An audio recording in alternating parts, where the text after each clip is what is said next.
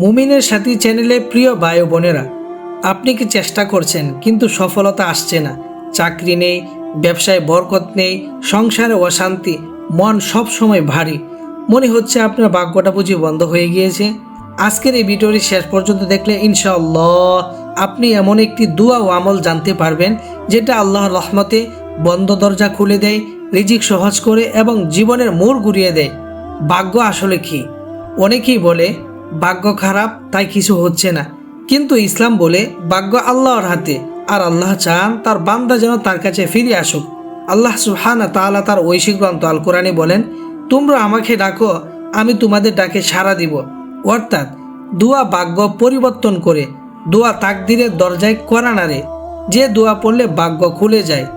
এই দোয়াটি এমন এক দোয়া যেটা নবী করিম সাল্লাল্লাহু আলাইহি ওয়াসাল্লাম নিজে বেশি বেশি পড়তেন, এবং যখনই কোনো সংকট, দুশ্চিন্তা বা রিজিকের কষ্ট আসতো তখনই তিনি এই দোয়াটি বেশি বেশি করে পাঠ করতেন। আর সেই দোয়াটি হচ্ছে, আল্লাহুম্মা কফিনি বিহালালিকা আন হারামিকা ওয়া আগনিনি বিফাদলিকা আম্মান সিওয়াক। হে আল্লাহ, আপনি আপনার হালাল দ্বারা আমাকে হারাম থেকে বাঁচান এবং আপনার অনুগ্রহে আমাকে অন্য সবার থেকে মোকাপেক্ষিহীন করুন। কেন এই দোয়া এত শক্তিশালী? এই দোয়ার মধ্যে আছে হালাল রিজিকের নিশ্চয়তা, অভাব দূর হওয়ার দোয়া, মানুষের উপর নির্ভরতা থেকে মুক্তি। রাসূলুল্লাহ সাল্লাল্লাহু আলাইহি ওয়াসাল্লাম বলেছেন, যে ব্যক্তি হালাল রিজিকের জন্য চেষ্টা করে আল্লাহ তার জন্য রাস্তা খুলে দেন। অনেক আলেম বলেন এই দোয়া নিয়মিত পড়লে আল্লাহ অদৃশ্য জায়গা থেকে রিজিকের ব্যবস্থা করে দেন। সুবহানাল্লাহ।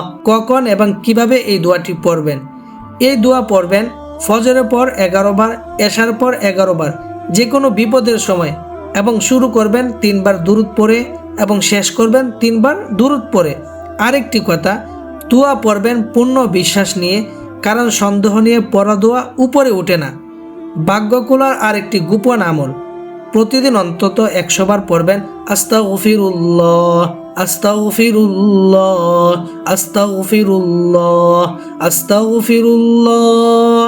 নবী করিম সাল্লাল্লাহু আলাইহি ওয়াসাল্লাম বলেছেন, যে ব্যক্তি বেশি বেশি ইস্তেগফার করে আল্লাহ তার দুঃখ দূর করেন এবং সে কল্পনাও করতে পারেনি এমন জায়গা থেকে তার রিজিকের ব্যবস্থা করে দেন। সুবহানাল্লাহ। তাই প্রিয় ভাই ও বোনেরা, দোয়া কোনো জাদু নয়, দোয়া হলো আল্লাহর সাথে সম্পর্ক। আপনি যদি হারাম ছাড়েন, নামাজ ঠিক করেন, দোয়া ছাড়েন না, তাহলে আল্লাহ নিজেই বলেছেন, আমি বান্দার ধারণার সাথেই থাকি। তাই আজ থেকে এই দোয়া শুরু করুন, আজ নয় এখনই। ভিডিওটি যদি আপনার হৃদয়ে লাগে একটি লাইক দিন, পরিবারের সাথে শেয়ার করুন, চ্যানেলটি সাবস্ক্রাইব করুন। হয়তোবা আপনার একটি শেয়ার কারো জীবনের ভাগ্য খুলে দিবে ইনশাআল্লাহ। আল্লাহ তাআলা আমাদের সকলের রিজিকের বন্ধ দরজা খুলে দিন, আমিন। আসসালামু আলাইকুম ওয়া রাহমাতুল্লাহ।